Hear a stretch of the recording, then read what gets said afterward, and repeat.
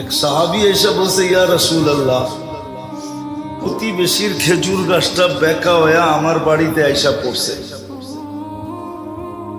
কিন্তু খেজুর যখন পাইকা পড়ে তা আমার বাচ্চারও দুই একটা কুড়ায় নেয়, কিন্তু প্রতিবেশীটা এমন যে মুখের ভিতর থেকে পর্যন্ত আঙ্গুল দিয়া বাহির করে নেওয়া যায়।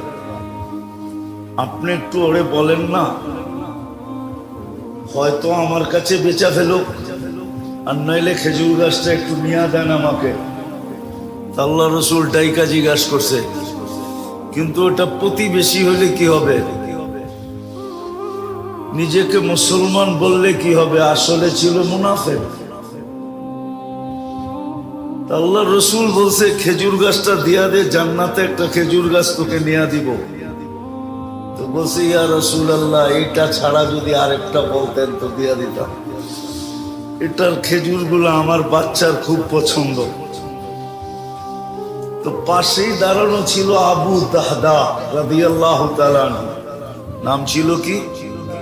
আবু দাহদা, দারদানা দাহদা। উনি দাঁড়ানো ছিল।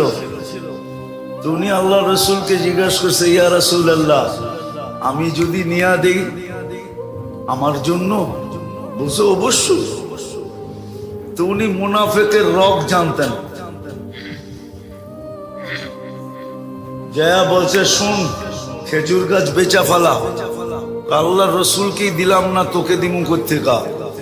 ওই সময় খেজুরের পাকা মৌসুম। আমার ওই 600 বাগানের একটা গাছের একটা বাগান আছে, ওটা দিয়া বেচবি, সওদা করবি, ওটা দিয়া দিমু তোকে। আমার এই খেজুর গাছ দিয়া দে। একটা বিনিময়ে কয়টা? কত? তাও পাকা ফল গাছে, পাকা ফল। আরবদের নিয়ম ছিল, যখন খেজুর পাকতে থাকতো, তো এখনো মদিনায় গেলে দেখবেন আপনি খেজুরের বাগানের ভিতরে ছোট একটা ঘর পাবেন, ছোট একটা ঘর পাবেন।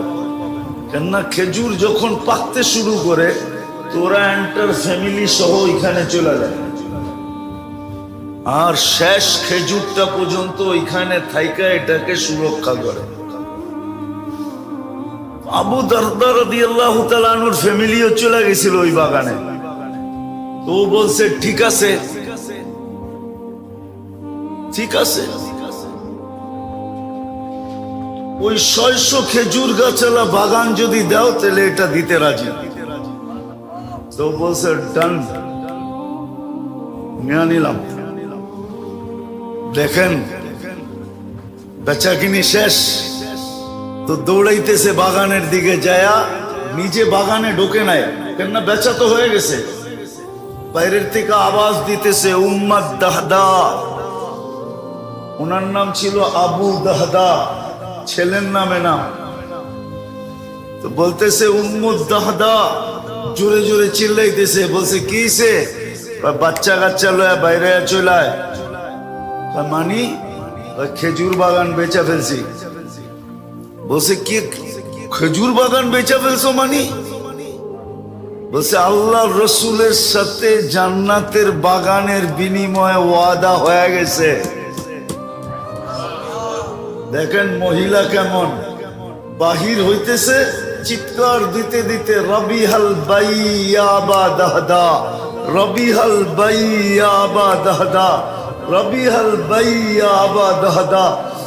মার চিৎকারের লগে বাচ্চারও চিৎকার দিতেছে, রবিহাল বাইয়া আবা দাহদা। বড় দামি ব্যবসা করে আসছো তুমি। জান্নাতের বাগান, দুনিয়ার বাগানের বিনিময়ে বড় লাভজনক ব্যবসা।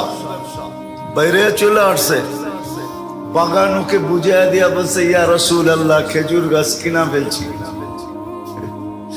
আল্লাহ রসুলের চক্ষু কপালে উঠে দিছে। আবু দাহদা এক খেজুর গাছের বিনিময়ে 600 খেজুর গাছের বাগান, তাও মৌসুমের ভরা খেজুর সহ।